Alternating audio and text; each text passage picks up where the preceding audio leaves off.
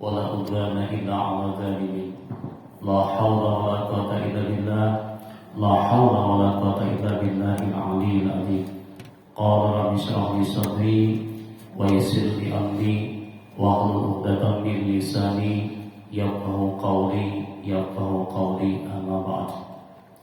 Yang Allah muliakan Bapak Ibu sekalian rahimakumullah, yang dirahmati Allah Subhanahu wa taala. Puji syukur alhamdulillah kita panjatkan kepada Allah Subhanahu wa taala yang telah melimpahkan anugerah, taufik, hidayah dan inayahnya kepada kita bersama, sehingga pada malam hari ini kembali kita sama-sama dapat mengikuti kegiatan taklim kita. Mudah-mudahan segala amal ibadah kebaikan yang telah kita laksanakan bersama diterima oleh Allah Subhanahu wa taala. Salawat dan salam semoga terlimpah dan tercurah selalu kehadiran junjungan kita baginda Rasulullah, para sahabat, kerabat, pengikut beliau hingga akhir zaman. Adapun yang ingin kita bahas pada malam hari ini yaitu tentang kewajiban salat. Maksudnya bagaimana akibat orang yang melalaikan sembahyang, orang yang meninggalkan sembahyang. Ini mudah-mudahan menjadi akibat kepada kita, dan mudah-mudahan kita senantiasa diberi hidayah oleh Allah dapat melaksanakan salat dengan baik. Amin ya rabbal alamin. Adapun bahaya atau akibat daripada orang yang melalaikan salat, wa ruya an Nabi sallallahu alaihi wasallam annahu qala man tahawwala bis salati aqabahu Allah taala bi khamsata asyara uqubatan. Aqabahu Allah taala bi khamsata asyarata uqubatan. Barang siapa, ujar Rasulullah, mempergampang, mainting-inting kewajiban salat. Jadi arti tahawana itu bisa menganggap mudah atau meninggalkan sama sekali. Jadi arti tahawana ini mungkin maknanya dianggap hal yang tidak penting. Aqabahullahu ta'ala, Allah akan menyiksa dengan 15 macam siksaan, 5 macam penderitaan yang 15 macam penderitaan yang akan diterima orang yang mempergampang sembahyang 5 waktu. Nah, yang pertama, salah sitatun minha fid dunya, 6 perkara di dunia sudah ia rasakan sebelum mati.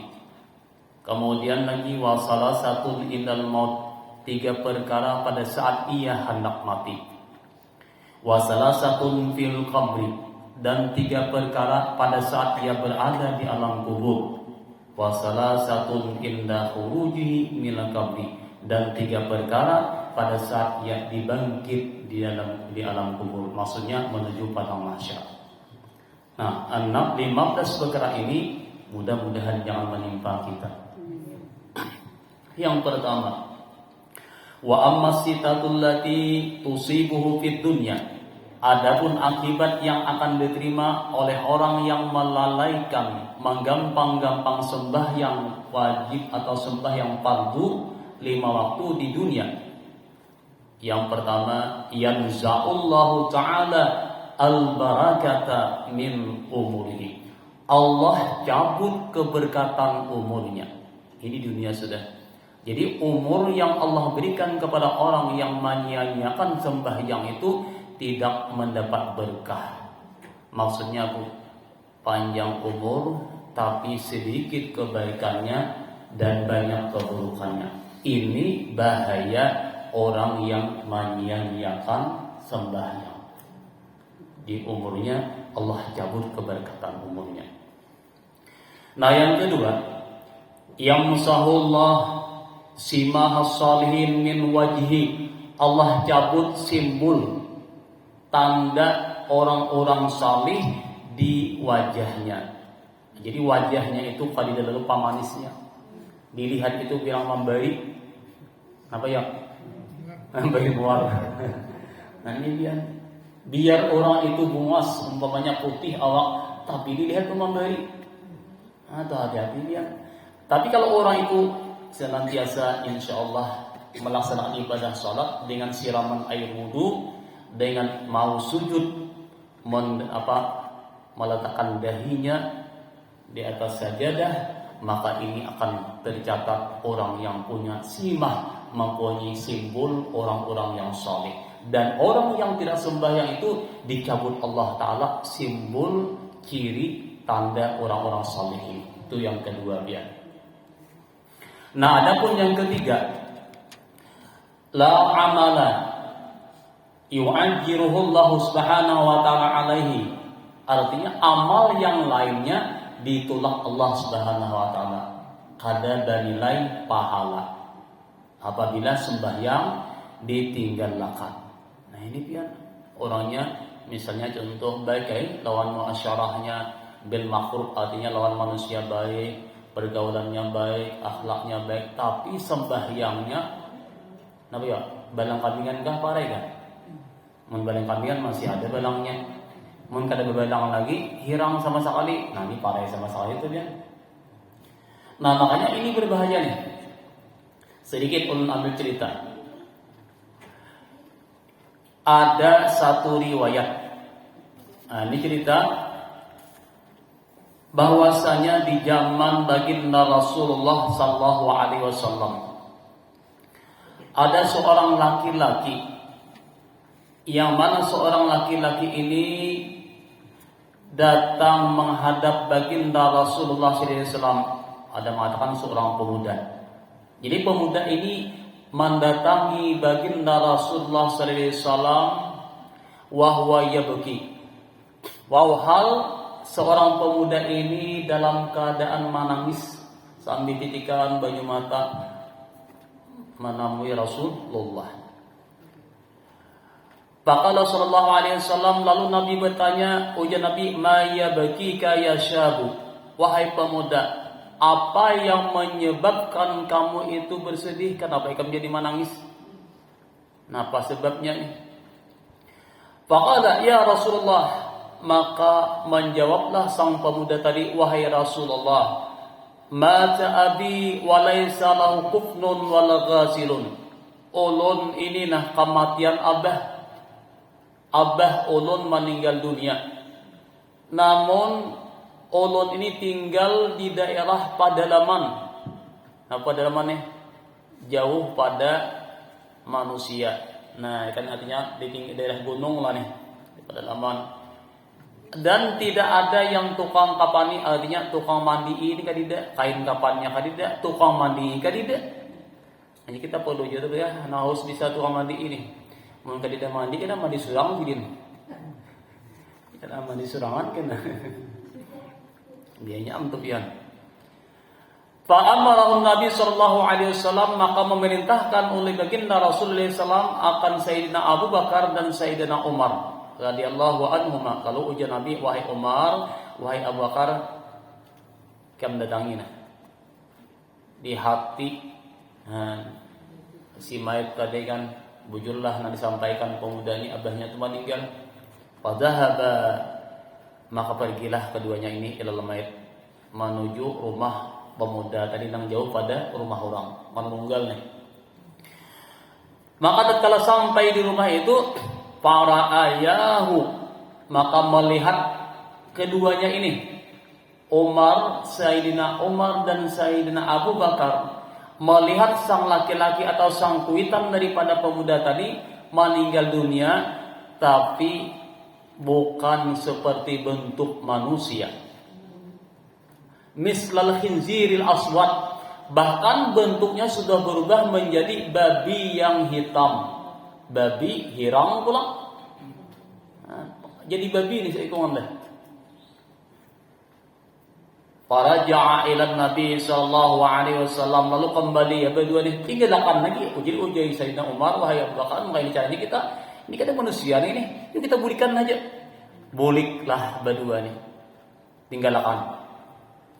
sampai kepada baginda Rasulullah sallallahu alaihi wasallam. Ujar Nabi, sudahlah ikam gawi, sudahlah cepatnya nih, sudahkah dimandiakan, sudahkah disampaikan. Lalu ujar berdua ini menjawab, ya Rasulullah, ma ra'ainahu illa mislal khinzir aswad. Kami kadang melihat orang mati di situ, di rumah pemuda ini ada. Cuma kami melihat ada satu ekor babi yang hitam legam pulang di dalam kamar tuh. Misalnya pian deh, jakanya Allah bukti akan di zaman nikah ini ada tuh pian, insyaallah pian halabio ini gempar jaka. Cuma ada lagi nih. Iya untuk. Nah ini itibal. Lalu setelah itu ujar Nabi sallallahu alaihi wasallam berkata, nah aja Nabi apa nih? Faqama Rasulullah sallallahu alaihi wasallam, Nabi sejak itu berdiri. Bangun ada nih. Ujar Nabi, yuk kita tolakan. Kita datangi nah. Apa yang disampaikan oleh mereka berdua nih, kita buktikan. Datangnya. Nabi kemudian beberapa sahabat datangan, kembali pulang menuju rumah pemuda tadi. Nah, setelah sampai ke sana, ternyata apa yang dihabarkan oleh mereka berdua ini apa adanya. Artinya memang ternyata di dalam rumah itu ada seekor babi yang hitam legam, hitam pulang. Kenapa? Lalu itu baginda Rasulullah SAW berdoa, fa'a mengadua Nabi, ujar Nabi, minta ya Allah ya Rabbi, kembalikanlah si mayit ini kepada bentuknya semula. Doa Nabi diijabah Allah, kabulkan. Lalu berubah berangsur-angsur menjadi manusia pula. Nah kayak asal. Nah setelah itu lalu dimandiakan, dikapanakan, bahari kapani, wasalla alaihi, dan juga Nabi pun juga turut menyembahyangkan beserta sahabat yang lainnya. Sembahyangkan. Nah, kemudian lalu diantar menuju lahat, dibawa ke tempat pemakaman. Wa aradud dafna, pada saat mereka itu membuat, ada tuh kan hendak membuat kalam lihat nih, dibuatkan. Para auhu qalinzir, tiba-tiba berubah pulang mayat nih.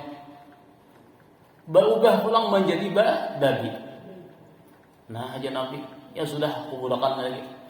Setelah selesai dikuburkan, maka baginda Rasulullah SAW, faqala Rasulullah SAW bertanya kepada pemuda sang anak tadi. Ini pertanyaan Nabi nih. Ujar Nabi, ya syabu, wahai pemuda, ayu amalin kana ya'malu abuka fi dunya. Aku batakun dahulu, gawian abahmu tuh apa di dunia? Amalan abahmu tuh apa? Ngaji sugih kan apa kah? Biasanya kan kalau orang jadi babi itu ngaji sugih. Atau ngaji apa kah? Nah, lalu dijawab oleh pemuda nih, ujar pemuda, ya Rasulullah, kada Rasulullah, abah ulun tuh lah jangankan ngaji sugih, lantai aja patahan, tawing arabitan, pak bubungan buntusan. Mun ngaji sugih kan kayak ini kami hidup. Nah lalu Nabi, apa amalan abahmu tuh sehingga matinya seperti ini? Nah lalu berkatalah pemuda ini dengan berat hati menyampaikan. Ujar pemuda ini menjawab, ya Rasulullah, kana abi tarikas salah. Abah ulun ini katuju meninggalkan sembahyang. Abah ulun ini rancak kada sembahyang. Nah, pian maaf lah. Kita ni terkadang lah nak sembahyang nak. Kita nang sembahyang dia anak kita belum tentu penyembahyang. Apalagi umpamanya orang tua nama huluakan makin nyai lagi anak-anaknya. Nah jadi ujar sama muda ini, kana tarikas salah, abah ulun ini selalu meninggalkan sembahyang. Sanuhan sembahyang ada nang mingguan, Jumat aja tuh. Ada 6 bulanan, ada 6 tahunan, ada 6 harian. Nah harian apa? Sekali sehari sembahyang maghrib narai. Nah ini parah sudah. Ya suku ini. Jadi abah ulileh intinya tarikas salah gahapun sembahyang. Nah, apa kata Rasulullah SAW? Ya ashabi unzuru. Nah, ini kan Nabi. Wahai sahabatku, ini pikirkan, lihatlah olehmu, pandang dan pikirkan. Mun sahabat Nabi itu kan kada kayak kita lagi melihat jadi sudah paham dah. Mengerti ini sahabat Rasulullah, ini ikhtibaran kita ini nanti kemudian hari ini. Ujar Nabi, unzuru, hai sahabatku, lihatlah olehmu halaman tarakas salah, bagaimana akibat orang yang meninggalkan sembahyang 5 waktu. Yab'asuhullahu ta'ala yaumal qiyamati mislal khinziril aswadi. Allah Subhanahu wa taala akan membangkit orang yang meninggalkan sembahyang di hari kiamat, maka bentuknya seperti bentuk babi. Ini pian, andai kata kada di dunia, maka seperti ini nanti setelah dibangkit di pada mahsyar, orang yang kada sembahyang, orang yang katuju meninggalkan sembahyang itu dihalau di pada mahsyar, bentuknya seperti babi. Nauzubillah. Nah, ini iktibar kita lah. Mudah-mudahan kita, anak cucu kita jangan sampai meninggalkan sembahyang. Karena kan bainal mu'min wal kafir as-shalah. Yang membedakan mukmin kafir itu sembahyang ya. Yalah, perbedaannya nih. Bila yang ada sembahyang, ada bedanya lagi. Nah, ini cerita dalam satu riwayat. Kemudian lagi akibat yang selanjutnya diterima di dunia. Orang yang meninggalkan sembahyang, la yarfa'ullahu azza wa jalla hazza du'a'is salihin. Orang ini tidak termasuk mendapat bahagian doanya orang-orang yang salih. Kada tak umpat 2 orang yang salih ini. Tinggal sidin orang yang sembahyang ini. Kemudian yang kelima, yanza'ullahul barakah min rizkihi. Allah cabut berkat rizkinya. Umurnya dicabut, rezekinya pun dicabut. Berkat usahanya, maksudnya Pak, banyak kaitan oleh harta, banyak kayak untungnya, tapi kada bermanfaat. Hujungannya ganal, tapi kada manfaatnya. Habis terus lah, malah kada menjadi kebaikan. Jadi Allah cabut berkat rezekinya. Ini yang kelima. Dan yang keenam, la yarfa'ullahu azza wa jalla du'a'ahu ila sama. Allah tidak akan menerima doanya, tidak diangkat Allah sampai ke atas langit. Ini bahaya akibat orang yang meninggalkan sembahyang di dunia. Itu hanya di dunia, belum dari kainan yang kedua. Nah, adapun yang kedua, wa ammal lati tusibuhu indal maut. Adapun akibat yang akan didapatkan oleh orang yang tidak mau sembahyang atau orang yang meninggalkan sembahyang pada saat sakaratul maut, pada saat ia hendak mati. Yang pertama, ayyamuta zalilan, ia mati dalam keadaan hina dina. Arti hina itu apa ya? Layak apa kan? Terhina, tersisi. Alih benar mah. Ini pian mah. Sakitnya itu luar biasa. Dan yang kedua, ayyamuta ja'ian, ia akan mati mendapatkan ja'an, rasa lapar yang bersangatan, laparnya itu luar biasa. Kada katulungan lagi, saking laparnya pada saat hendak mati. Ini orang yang meninggalkan sembahyang pada saat sakaratul maut. Dan yang ketiga, ayyamuta atsyanan, orang yang hendak mati yang kada sembahyang tadi, matinya dalam keadaan atsyan, haus, lapar, haus pula. Bahkan lagi ujar ulama, lau sukiya biharud dunya ma rawa min atsyihi. Andai kata lautan yang ada di dunia ini dilontarkan atau dimasukkan ke dalam mulut orang yang hendak mati tadi, yang kada hakun sembahyang, itu tidak akan hilang rasa haus dan dahaganya. Ini saking uji kita ini, saking hausnya orang yang hendak mati yang kada mau sembahyang. Itu pada saat sakaratul maut. Nah, kemudian wa ammal ladzi, adapun 3 perkara pada saat ia berada di alam kubur.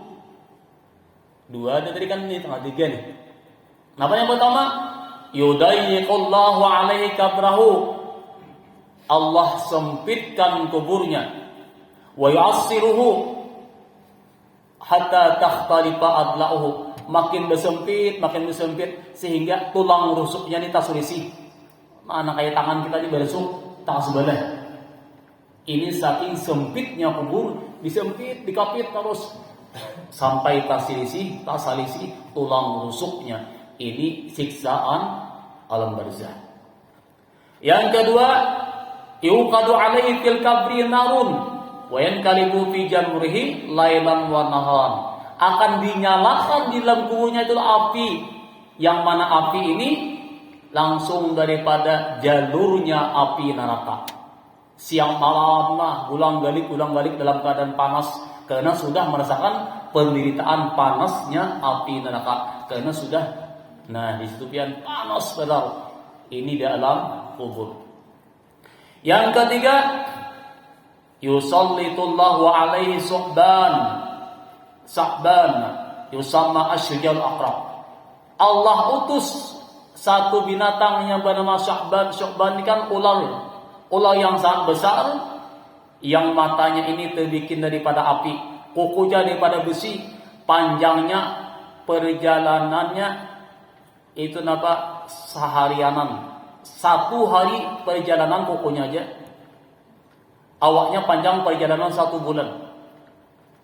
Maka ular ini setiap detiknya, siang malam mencabik, menggigit, dan gigitannya itu dirasakan hampir lunuh semua dagingnya itu. Disiksanya terus dari menyingkirkan sembahyang zuhur ke asar ke maghrib, sampai setiap waktu disiksa oleh ular tadi. Ini diutus oleh Allah, ular yang cukup besar yang menyiksa orang yang meninggalkan sembahyang. Na'udzubillah. 3 ini yang dirasakan di alam kubur. Nah, adapun lagi selanjutnya 3 hal yang dirasakan pada hari kiamat. Jadi tak kumpul nih di dunia pada saat hendak mati, pada saat berada di alam barzah, dan yang keempat pada saat dibangkit menuju mahsyar. 3 perkara. Yang pertama, insallitullahu alaihi may yashibuhu ila nari jahannam. Dikarasi Tuhan nih orang ini menuju jahannam dengan dikarasi puji kita ini yusallituna, dipaksa menuju neraka jahannam dengan keadaan hina, bangkit kayak pada helau orang dah. Dan yang kedua, Allah memandang akan dia dengan pandangan ghadab. Napa ghadab nih? Pandangan murka.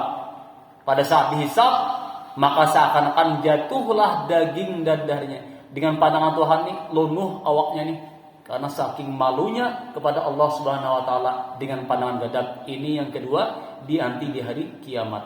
Dan yang ketiga, Allah yuhasibuhullah hisaban syadid. Allah hisab akan dia dengan hisab yang sangat sulit. Jadi kan sangat sulit, pedih dan sangat dahsyat. Nah, jadi penderitaan yang dirasakan bagi orang yang kada sembahyang ini banyak benar biar. Jadi kalau kita berpikir seperti ini, maka kita insya Allah kita tidak akan berani, hati kita akan merasa takut, khauf kepada Allah untuk menyia-nyiakan sembahyang. Inilah yang perlu kita ketahui. Inilah sebagai motivasi kita untuk menambah diri kita ini agar jangan sampai kita ini meninggalkan kewajiban salat. Karena akibat yang akan diterima itu sangat berbahaya. Bahkan lagi di hadis yang lain ujar Rasulullah sebaliknya nih. Tapi sebaliknya kalau orang ini mengerjakan sembahyang. Nah, kita lihat kalau perbedaannya nih. Bagaimana tadi cerita orang yang meninggalkan sembahyang dan bagaimana orang yang mengerjakan sembahyang. Nah, tapi kan orang yang mengerjakan sembahyang, Masya Allah, ini luar biasa berkahnya. Kalau orang yang mengerjakan sembahyang, faedahnya di dunia didapatkannya. Bahkan di dunia saja, ujar para ulama, orang yang mengerjakan sembahyang di dunia ini manfaatnya sudah banyak. Di antaranya manfaat di dunia nih. Orang yang mengerjakan sembahyang itu manfaatnya adalah Yang yurfa'u anhu daikul ma'ashi. Man hafadha 'ala salati akramahu ta'ala bihamsi hisalin. Jadi orang yang memelihara sembahyang 5 waktu dengan baik itu Allah peliharakan di dunia 5 perkara. Itu kalau kita menjaga sembahyang dengan jujur. Yang pertama, yurfa'u anhu daikul ma'ashi. Allah angkat kehidupan yang sulit. Artinya hidup yang sempit, kehidupan yang sulit, kemiskinan, kegundahan, semua penderitaan di dunia dengan orang yang mengerjakan sembahyang ini dengan baik Allah angkat. Jadi intinya kenapa kada penting ngaliran mun hendak nyaman hidup di dunia, mun hendak bahagia hidup di dunia, intinya jaga sembahyang. Kenapa? Yarfa'u anhu daikal ma'ashi. Allah akan mengangkat kesempitan, kesulitan hidup di dunia dengan kita benar-benar menjaga sembahyang. Itu manfaat di dunia. Nah, yang kedua, manfaat di dunia ini. Yarfa'u anhu adzabal qabri. Allah akan mengangkat daripada siksa kubur. 2 dapat kita nih. Manfaatnya nih orang yang menggawe sembahyang kebalikan daripada nama meninggalkan tadi. Apalagi ini kita ini kan sudah namanya zaman kita ini kan Pak Jurang nanya corona lah. Usaha kita serba berkurang, macam-macam itu lagi. Ini itulah masalah. Tapi dengan kita mengerjakan sembahyang dengan baik, insya Allah semua itu akan Allah mudahkan, baik diri kita maupun urusan keluarga kita. Nah, yang ketiga, dengan kita memelihara sembahyang itu Allah wa yu'tihillahu ta'ala kita bahu biyamini, nanti kita akan menerima catatan amal dengan tangan kanan. Nah, berarti kebaikan tuh. Kemudian selanjutnya orang yang memelihara sembahyang wa yamuru 'ala sirat kabal kirhatat khatib, seperti dan ia akan melalui titian siratal mustaqim seperti kilat yang menyambar, laju banal tuh bian, cepat dan mudah.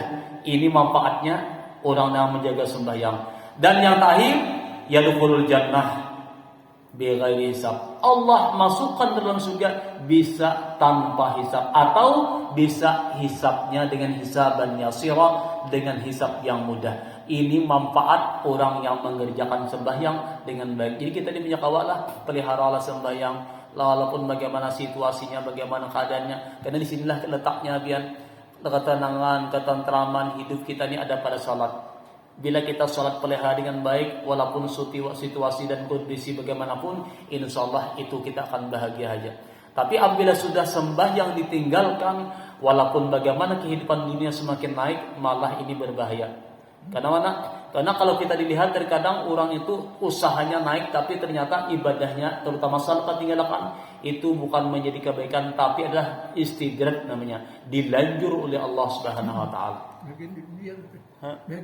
Di dunia aja bagiannya, tapi wa malahu fil akhirah min nasib. Ia tidak akan menerima bahagian di alam akhirat. Ini bahaya orang yang meninggalkan sembahyang. Nah, ini memang sulit kita nih. Makanya kan ada doa di dalam Al-Qur'an lah. Rabbi ja'alni muqimas shalah wa min dzurriyyati Rabbana wa taqabbal doa. Ini kita diminta tolong Tuhan, ya Allah jadikanlah aku ini orang yang senantiasa memelihara sembahyang dan juga jadikan zuriyatku termasuk orang yang menjaga sembahyang, dan ya Allah terimalah doa kami. Nah, itu doanya dari Ibrahim. Di sini ternyata sukses hidup kita ini, keberkatan hidup kita, keselamatan hidup kita baik di dunia, lebih lagi nanti di akhirat, ada tergantung kita sejauh mana kita benar-benar memelihara sembahyang 5 waktu. Kenapa? Inna sholata tanha anil fahsya'i wal munkar. Bahkan salat itu adalah as-salatu imaduddin. Jadi Nabi sembahyang itu adalah tiangnya agama. Bila sudah ditinggalkan sembahyang, berarti agama ini sudah runtuh. Tapi kalau dikerjakan sembahyang, insyaallah kita akan selamat. Jadi banyak sekali hadis-hadis yang membicarakan tentang salat ini. Nah, tergantung pada kita bagaimana kita menyikapi diri kita ini. Apakah kita ingin menjadi orang yang lebih baik, atau sebaliknya kita menjadi orang yang rugi, dalam artian kadang memperhatikan salat, terutama masalah sembahyang. Nang lebih sulit kita adalah sembahyang subuh sama isya. Karena fadilah sembahyang itu pian tingkatannya macam-macam. Kalau sembahyang fadilah kita masuk jamaah isya dan jamaah subuh, yang paling abdal jamaah subuh loh. Walaupun gerakan ibadah itu hanya jamaah isya. kemudian hanya jamaah zuhur, kemudian hanya jamaah asar, hanya jamaah maghrib. Jadi fadilah jamaah itu yang paling abdal salat jamaah jamaah salat subuh. Nah, itu hanya sembahyang maghrib, sembahyang isya nih. Isya ini tersulit kan? Kemudian kita hanya jamaah zuhur, hanya asar, hanya maghrib. Jadi maghrib itu paling inti nih, cuma paling banyak. Itu dalam fadilah berjamaah. Nah, tapi kita pelihara. Namun apa yang selanjutnya bukan saja kita memelihara sembahyang, tapi juga termasuk memelihara rukun marukunnya. Nah, itu kajikan ilmunya. Sembahyang kita ini juga sudah secara syariatnya, kalau secara hukumnya baik di masalah rukun rukun marukun yang 13 itu. Kemudian tambah lagi kena masalah dalamnya yaitu batiniyahnya. Nah, itu kita kaji. Karena kalau kita beramal melaksanakan ibadah namun tidak disertai dengan ilmu, ini akan sia-sia. Kenapa ya? Wa kullu man bi ghairi ilmin ya'malu a'maluhu maldudatun la tuqbalu. Jadi orang yang beramal tanpa ilmu, amalnya tidak akan diterima oleh Allah Subhanahu wa taala. Nah, ada pulang kita nih. Jadi di sini kita ada hubungannya. Nah, intinya selamat kadanya. Cuma dulu kita biar sulit banget nih menanamkan salat ini kepada diri kita dan kepada keluarga kita ini. Mun kada kita ini namanya hakun balapa, hakun bamucil, hakun bamuyak. Namanya baru ini nak pabila lagi. Nah, itu kan berapa? Bamucil pulang kada busannya kita menyuruh. Kada busannya. Terkadang ada aku sudah jalapah menagur dah. Nah, tuh ada pian kada boleh kita karena tugas kita tuh. Orang tua nih kan ditugas suruh pegamatan. Cuma yang paling bahaya tadi kan jangan kita menyuruh anak aja sembahyang, kita kada diparaham jadi. Oh, namanya apa? Lisanul hal aqwa min lisanil maqal. Dan kaidah usul fiqh perbuatan itu lebih dicontoh oleh anak kita daripada kita menyuruh. Kalau kita menyuruh aja kita kalah menggawi, ingat lambat menuruti. Tapi kalau kita mengerjakan lebih awal dahulu, maka anak kita insyaallah menyuruh. Tapi itu pun juga kita harus senantiasa memerintahkan mereka. Kada busan-busannya itu. Karena disinilah nanti letaknya kan selamat kadanya itu adalah salat kita. Ini kan ada kan terkumpul lawan Haman, ada nang Qarun, lawan Firaun. Ini ada kumpul-kumpul orang yang ada sembahyang tuh, ada kan ada di dalam neraka itu kumpulannya banyak. Nah, orang yang ada bersembahyang ada kumpul siapa kan? Nah, masalah jabatan lawan siapa kan? Kumpul. Kalau Firaun tuh yang pejabat korupsi. Nah, berarti Firaun. Kalau urusan dagang, sibuk dagang kada sembahyang, nah berarti apa Ubay bin Khalaf tuh. Kemudian Qarun. Urusan harta kada sembahyang, nah berarti itu Qarun kayaknya. Jadi ada kumpulannya manusia nih. Nah, kada sembahyang gara-gara harta benda, bahaya tuh pian. Tuh berarti Ubay bin Khalaf. Nah, ini ada gabungannya, ada pilihannya masing-masing. Nah, mudah-mudahan Allah Subhanahu wa taala memberikan kita hidayah dengan adanya sedikit pencerahan ini supaya menambah lagi motivasi kita untuk lebih memperhatikan ibadah salat kita yang akhirnya kita akan mendapatkan kebahagiaan, keselamatan, keberuntungan di dunia, lebih lagi kebahagiaan dan keselamatan di alam akhirat nantinya. Dan yang kita harapkan, mudah-mudahan dengan salat yang kita kerjakan dengan baik, dengan istiqamah, kita sebarang mendapatkan husnul khatimah dan terhindar daripada su'ul khatimah. Amin amin ya rabbal alamin. Hadanallahu wa ikum ajma'in. Billahi taufiq wal hidayah wal ridha wal inayah wal afu minkum. Assalamualaikum warahmatullahi taala wabarakatuh.